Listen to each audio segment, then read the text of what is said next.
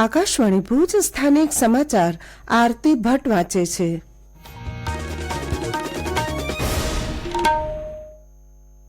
નમસ્કાર. પ્રધાનમંત્રી નરેન્દ્ર મોદીએ આજે મુખ્યમંત્રી ભૂપેન્દ્ર પટેલ સાથે ટેલિફોન પર વાત કરીને રાજ્યમાં વરસાદની પરિસ્થિતિની સમીક્ષા કરી હતી.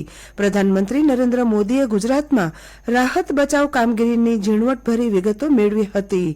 નાગરિકોના જાનમાલ તેમજ પશુધનના રક્ષણ અંગે માર્ગદર્શન પૂરું પાડ્યું હતું. ગુજરાતને કેન્દ્ર સરકાર તરફથી તમામ જરૂરી સહયોગ અને મદદની ખાતરી પણ આપી હતી.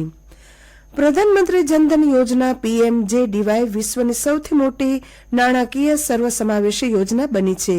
તે અંગે નાણાં મંત્રાલયે એક નિવેદનમાં જણાવ્યું હતું કે PMJDYના ખાતાઓ માર્ચ 2015માં 15 કરોડ 67 લાખથી વધીને 14મી ઓગસ્ટ સુધીમાં 53 કરોડ 1 લાખ થયા હતા. કેન્દ્રીય નાણામંત્રી નિર્મલા સીતારમણે જણાવ્યું હતું કે નાણાકીય સમાવેશિતા અને સશક્તિકરણ હાંસલ કરવા માટે ઔપચારિક નાણાકીય સેવાઓ સાર્વત્રિક અને સુગમ બનાવવી જરૂરી છે. આનાથી ગરીબો આર્થિક મુખ્યધારામાં આવે છે અને તે વંચિત સમુદાયોના વિકાસમાં મહત્વપૂર્ણ ભૂમિકા ભજવે છે. આ યોજનાને 10 વર્ષ પૂરા થયા છે. કચ્છમાં છેલ્લા 2 દિવસથી મધ્યમથી ભારે વરસાદ વરસી રહ્યો છે, ત્યારે બંગાળની ખાડીમાં સર્જાયેલું ડીપ ડિપ્રેશન એટલે કે મિની વાવાઝોડું કચ્છના દરિયાકાંઠા ભણી આગળ વધી રહ્યું છે. આ ડીપ ડિપ્રેશન ભુજથી 50 કિલોમીટર દૂર કેન્દ્રિત છે, જે ધીમે ધીમે આગળ વધી રહ્યું છે. મિની વાવાઝોડાની અસર તળે ગુરુવાર સુધી ભારેથી અતિભારે વરસાદનું રેડ એલર્ટ હવામાન વિભાગે જાહેર કર્યું છે.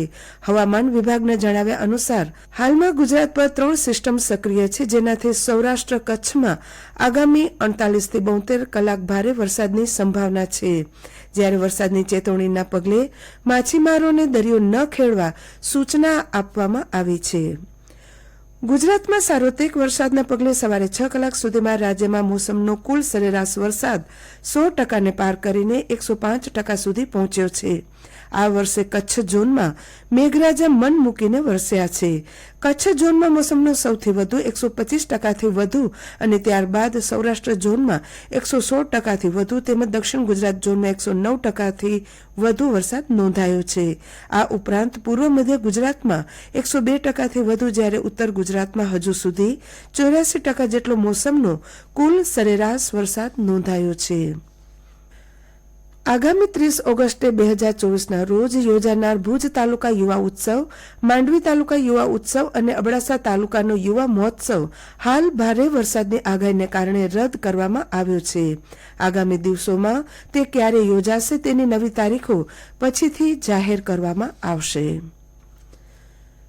કચ્છમાં છેલ્લા 4 દિવસથી અનરાધાર વરસાદથી જિલ્લાના તળાવો, ડેમોમાં નવા નીરની આવક થઈ છે. આજે સવારે 8 વાગ્યાના અહેવાલ મુજબ જિલ્લામાં મધ્યમ સિંચાઈના 20 પૈકીના 11 ડેમ છલકાઈ ચૂક્યા છે, તો મથલ ડેમ ઓગણવાની તૈયારીમાં હોવાનું કચ્છ સિંચાઈ વર્તુળ ભુજમાંથી માહિતી પ્રાપ્ત થઈ છે. નખત્રાણા તાલુકાનો મહત્વનો મથલ ડેમ પણ ઓવરફ્લો થવાની તૈયારીમાં છે. સાર્વત્રિક વરસાદ છતાં જિલ્લામાં મધ્યમ સિંચાઈના મોટા એવા રૂદ્રમાતા ડેમમાં 35.84%, તો કાસવતી ડેમમાં માત્ર 23.41% જેટલું પાણી સંગ્રહિત છે.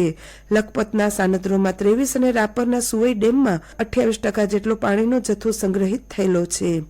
ટપ્પરમાં 61, નરામાં 49, ગોધા તળમાં 82, ફતેહગઢમાં 62% પાણીનો જથ્થો સંગ્રહાય છે. જિલ્લામાં સવારથી સાંજ સુધીમાં ધીમો અને ઝાપટા સ્વરૂપે વરસાદ વરસી રહ્યો છે. અબડાસા તાલુકાના કોઠારા અને તેની બાજુના ભેદી ગામના સમાચાર મિત્ર કલ્યાણજી જાડેજાના જણાવ્યા અનુસાર હાલ પણ વરસાદી ઝાપટા આવી રહ્યા છે અને નાના જળાશયો ઓગની ગયા છે. ડિઝાસ્ટર મેનેજમેન્ટ શાખામાં નોંધાયેલ આંકડા અનુસાર સાંજે 4 થી 6 દરમિયાન લખપત 11 મિલીમીટર, ભુજ 2 મિલીમીટર, નખત્રાણા 4, માંડવી અને મુન્દ્રા 1-1 મિલીમીટર વરસાદ નોંધાયો છે, જ્યારે અન્ય તાલુકામાં 4 થી 6 દરમિયાન વરસાદ નોંધાયો નથી. આ સાથે સ્થાનિક સમાચાર બુલેટિન પૂરું થયું. નમસ્કાર.